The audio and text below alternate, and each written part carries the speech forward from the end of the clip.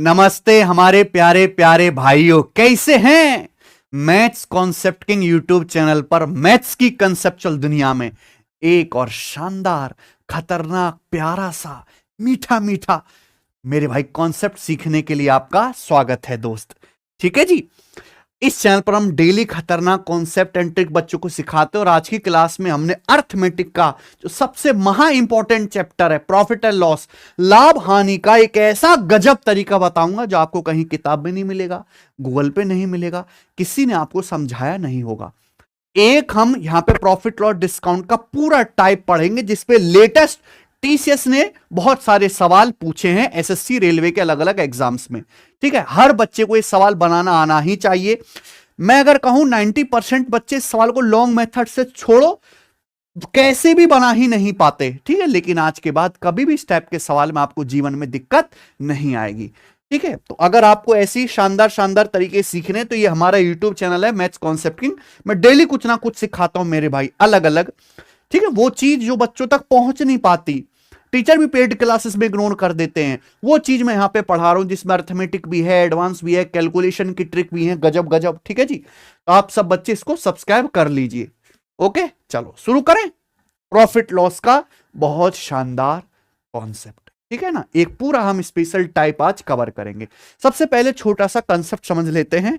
ठीक है जी, कॉन्सेप्ट क्या है देखो।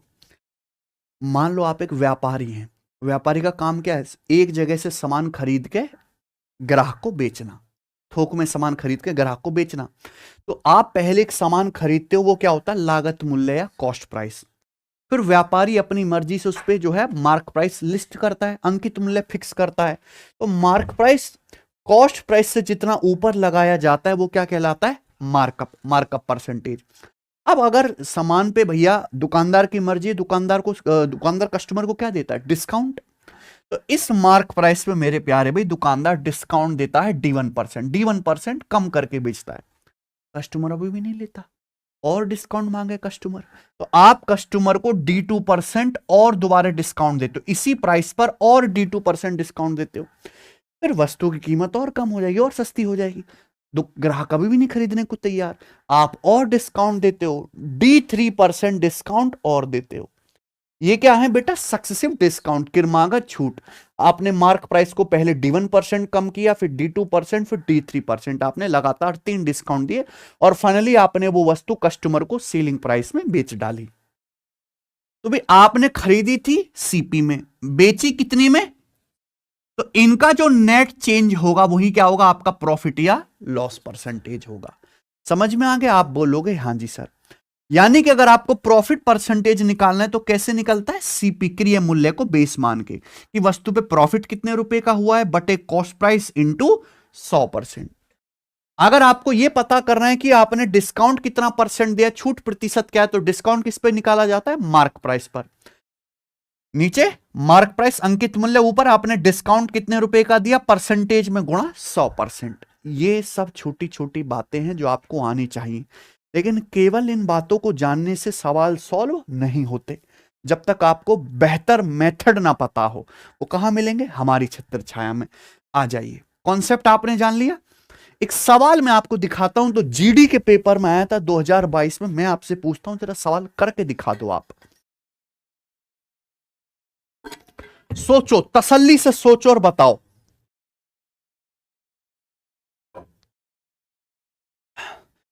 एक वस्तु 20% और 20% की दो क्रमिक छूट पर बेची जाती है। ठीक है, दूसरी छूट के बाद वस्तु का सेलिंग प्राइस कितना है, 3616 रुपए। अगर यह वस्तु केवल 20% की ही सिंगल छूट पर बेची जाती तो वस्तु का सेलिंग प्राइस क्या होगा। आपको मेरी बात समझ में आ रही है। मान लो एक वस्तु का मार्क प्राइस है MP, ठीक है, आपने इस वस्तु पर 20% की दो छूट दी, पहले 20% डिस्काउंट दिया, 20% डिस्काउंट देने के बाद वस्तु की कीमत कुछ कम हो जाएगी ना, फिर इस प्राइस पर आपने दोबारा से 20% की छूट दी। समझ रहे हैं, यानी कि आपने 20% की दो लगातार छूट दी और दो लगातार छूट देने के बाद वस्तु को आपने कितने में बेचा, 3616 रुपए में। आप बोलोगे हां जी सर बिल्कुल सही। तो आपसे पूछा अगर केवल 20% की सिंगल छूट दी जाती तो सेलिंग प्राइस क्या होता।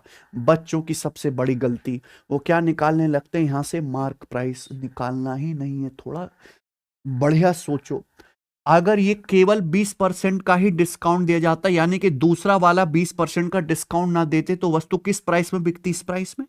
आपको यही प्राइस तो निकालना है, ये तो बोला है।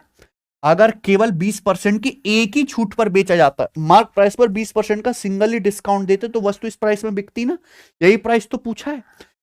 ध्यान से देखो, इसी प्राइस को और 20% कम करने के बाद ही तो 3616 आ रहा है। बोलो भाई, इस प्राइस पे आपने 20% सक्सेसिव छूट दी है, 20% कम करने के बाद ही तो 3616 आ रहा है। 20% की फ्रैक्शन वैल्यू कितनी है प्यारे दोस्त, 1/5, 1/5। यानी कि मैं ये कह सकता हूं कि अगर ये 5 है तो ये कितना है, इन दोनों का रेशियो कितना होगा, 5:4 होगा। 4 की वैल्यू सवाल में कितनी है, 3616 रुपए। 4 नाम 36, 4 चौक 16, 904 गुना। तो आप बताओ 5 की वैल्यू कितनी होगी, 5 की वैल्यू भी 904 गुना होगी, 4500। यानी कि ये प्राइस कितना आ जाएगा, 4520 रुपए। तो प्यारे स्टूडेंट, वस्तु को कितने रुपए में बेचना पड़ेगा, अगर 20% का एक ही सिंगल डिस्काउंट दोगे। बी ऑप्शन आ गया ना मजा। ठीक है बच्चों, कोई मार्क प्राइस निकालने की जरूरत नहीं है। इसी तरीके से आप ये सवाल देखो जो आया है railway NTPC graduate level CBT 1 2025 में। बहुत प्यारा, बहुत शानदार, गजब का question. A shopkeeper earns a profit of 19% on the cost price of an article after giving 3 successive discount of 11%, 13% and 15% to a customer। बात समझ में कि भाई एक ग्राहक को 11, 13, 15% की 3 छूट देने के बाद एक दुकानदार को लागत मूल्य पर कितना लाभ होता है, 19% का। सवाल यह है कि अगर दुकानदार ने केवल 11% और 13% की ही छूट दी होती, यानी कि दुकानदार ये 15% की छूट ना देता, तो बताओ दुकानदार को कितना लाभ होता। ठीक है, आंसर आपको परसेंटेज में बताना है। बताइए प्यारे दोस्तों, इस प्यारे से सवाल को आप किस तरीके से बनाइएगा। बहुत शानदार क्वेश्चन है, गजब की टेक्निक आज मैं आपके सामने खोलने वाला हूं, ध्यान सुनिएगा। देखो बच्चों, आप डिस्काउंट किस पे देते हो, मार्क प्राइस पे। तो एक दुकानदार अपने ग्राहक को मार्क प्राइस पे पहले कितना डिस्काउंट देता है, 11%। 11% डिस्काउंट देने के बाद जो वैल्यू आती है, उस वैल्यू पे कितना डिस्काउंट देता है, 13%। 13% डिस्काउंट देने के बाद जो प्राइस आता है, उस प्राइस पे कितना डिस्काउंट देता है, 15%। और फाइनली उस सामान को कस्टमर को बेच देता है। ठीक है, सही बात है। सवाल यह है कि अगर केवल 11% और 13% का ही डिस्काउंट दिया होता, ये 15% का डिस्काउंट ना देता, तो कितना लाभ होता दुकानदार को। भाई लाभ किस पे होता है बच्चों, क्रय मूल्य पर, लागत मूल्य पर, है कि नहीं। देखा, डेटा बहुत इजी है, बहुत मुश्किल तो है नहीं। तो हम ये मान लेते हैं कि माना वस्तु का जो कॉस्ट प्राइस है वो कितना है, 100 रुपए। माना वस्तु का सीपी कितना है, 100 मान लिया मैंने, कोई परेशानी इसमें नहीं। ठीक है बच्चों, अब आप बताओ 11, 13, 15% की छूट देने के बाद लागत मूल्य पर कितना लाभ हो रहा है, 19% दुकानदार को। वस्तु का सीपी 100 है, अगर 100 पे 19% का लाभ हुआ तो सामान बिका कितने में, 119 में बिका। यानी कि वस्तु का सेलिंग प्राइस कितना है, 119। सवाल ये बनता है कि अगर केवल 11% और 13% की छूट दी जाती, ये 15% का डिस्काउंट ना देते, तो एक्चुअली सामान बिकता किस प्राइस में, ये भाई मार्क प्राइस पे पहले 11% फिर 13% का डिस्काउंट देने के बाद सामान इस प्राइस में बिकता। यानी कि आपको यही प्राइस निकालना है। जब आप 15% का ये आगे डिस्काउंट देगा ही नहीं, तो सामान को इसी प्राइस में बेचोगे। बोलो, यही आपको निकालना है। और आप ये सोचो कैसे आएगा भैया जी, कैसे आएगा भाई साहब, इसी प्राइस को 15% कम करने के बाद तो 119 आता है।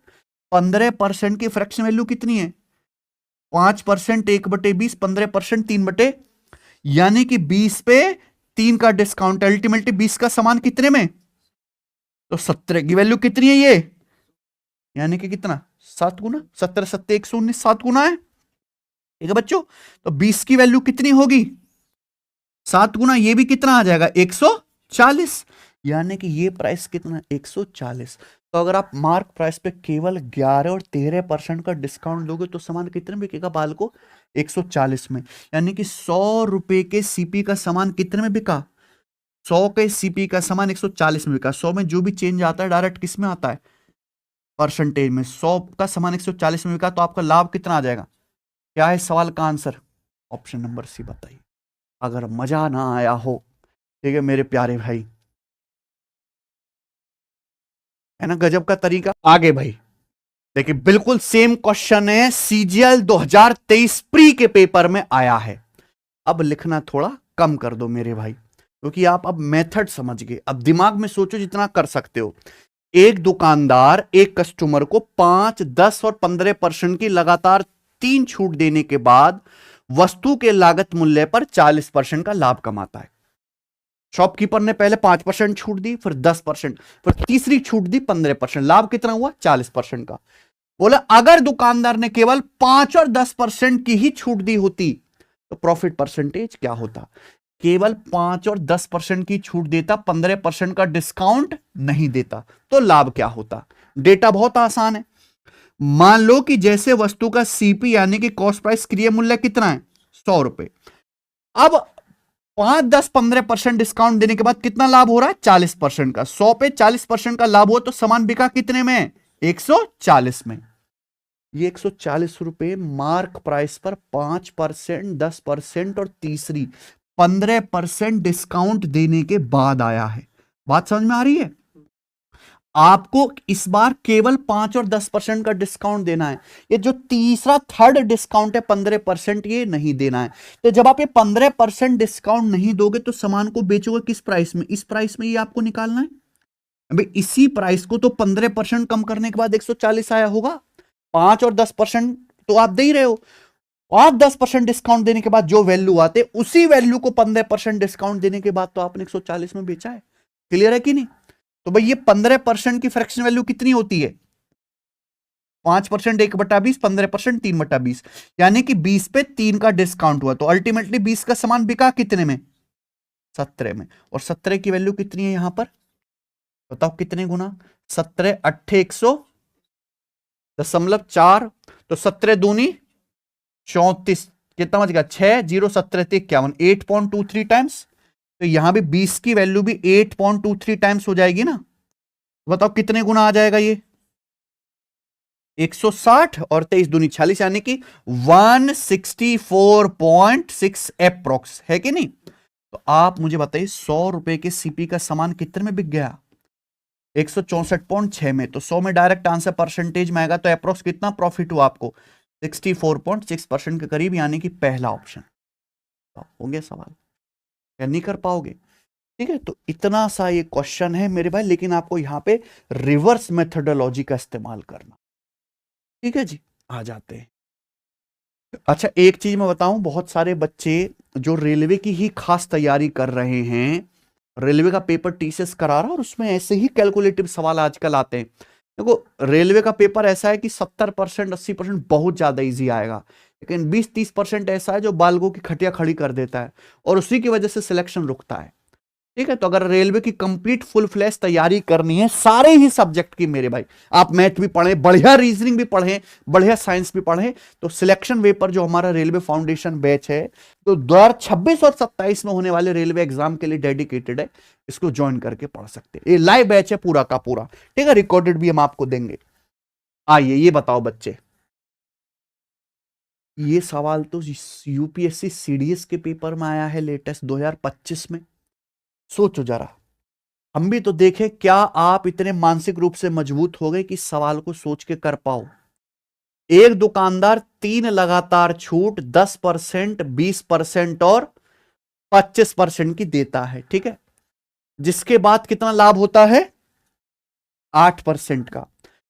बोला अगर वस्तु को पहले ही डिस्काउंट के बाद बेचा होता तो लाभ कितना होता। समझ रहे हैं बताओ जी कैसे करेंगे। ऑप्शंस बहुत आसान है मेरे प्यारे भाई, बहुत इजी है, डेटा भी बहुत इजी है। चलो जैसे मैं आपको पूरा लिख के बताता हूं कि ये वस्तु का क्या है, मार्क प्राइस। तो आप एक दुकानदार मार्क प्राइस पे पहले कितना डिस्काउंट देता है, 10% डिस्काउंट देने के बाद जो वैल्यू आती है उस पर कितना डिस्काउंट देता है, 20%। 20% डिस्काउंट देने के बाद जो प्राइस आता है उस प्राइस पे कितना डिस्काउंट देता है, 25%। और फाइनली वो वस्तु कस्टमर को बेच देता है, और बेचने से कॉस्ट प्राइस पर लाभ कितना होता है, 8%।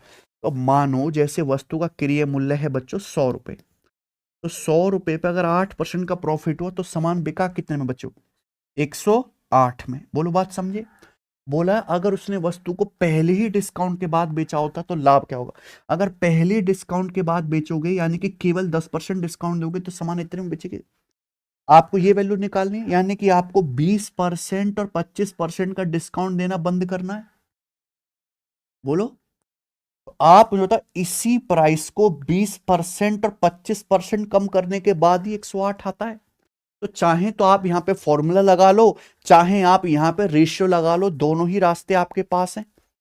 भाई 20 और 25 का सक्सेसिव भी आसानी से निकल जाएगा, फॉर्मूला से रेशियो भी लग जाएगा। मान लो आप 20% डिस्काउंट देते हो जिसका मतलब क्या होता है 1/5, तो 25% डिस्काउंट देते हो जिसका मतलब क्या होता है 1/20% डिस्काउंट दोगे 1/5, यानी कि 5 का सामान कितने का हो गया। पर आपने 25% डिस्काउंट दे 1/4, यानी कि 4 का सामान कितने का हो गया। में डिस्काउंट सक्सेसिव है, सक्सेसिव का मतलब सीधी सीधी 4 से 4 कट गया, यानी कि कितना आ गया 3/, यानी कि मैं ये कह सकता हूं कि अगर ये वैल्यू 5 यूनिट है तो 20% और 25% डिस्काउंट देने के बाद वो वैल्यू वस्तु का प्राइस कितना हो गया, 3 की वैल्यू सवाल में कितनी दी है, कितने गुना 36 गुना 36 थे 108, तो 5 की वैल्यू भी कितनी आ जाएगी 100, यानी कि मेरे भाई ये प्राइस कितना है 180 को अगर आप 20% फिर सक्सेसिवली 25% कम करोगे तो 108 आएगा। ठीक है, तो अगर आप केवल पहला ही डिस्काउंट दोगे मार्क प्राइस पर कितना 10% का, तो मुझे बताइए 100 रुपए के लागत मूल्य का सामान कितने में बिकेगा, तो आपको लाभ कितने का हो जाएगा। इस सवाल का आंसर है 80%, जो किसी ऑप्शन में है। तो क्या आंसर है, ये एज इट इज लेटेस्ट सवाल आया था सीडीएस में। आज के बाद कभी ऐसा सवाल दोबारा आएगा तो आप छोड़ोगे, चुन चुन के मारोगे कि नहीं। ठीक है भाई, क्योंकि मैंने इसका पूरा धागा खोल कर रख दिया आपके सामने, परेशान करने के लिए बच्चों को समझ नहीं आता कि भाई इतना लंबा सक्सेसिव निकालें फिर कैलकुलेशन करें हैं, वो सब कुछ नहीं करना, उल्टा सोचिए। चलो मैंने आपको काफी कुछ सिखा दिया, अब एक आखिरी सवाल है आपके सामने जो आपका होमवर्क है। इस सवाल का आंसर जितने भी बच्चे ये क्लास देखे मुझे कमेंट करके जरूर बताइए मेरे भाई, और हमारा ये तरीका ये मेथड कैसा लगा वो भी कमेंट करके जरूर बताइए। ठीक है, सब बच्चे चैनल को सब्सक्राइब कर लेंगे, डेली इस पे कंसेप्चुअल क्लास ऐसे ही आती हैं। धन्यवाद।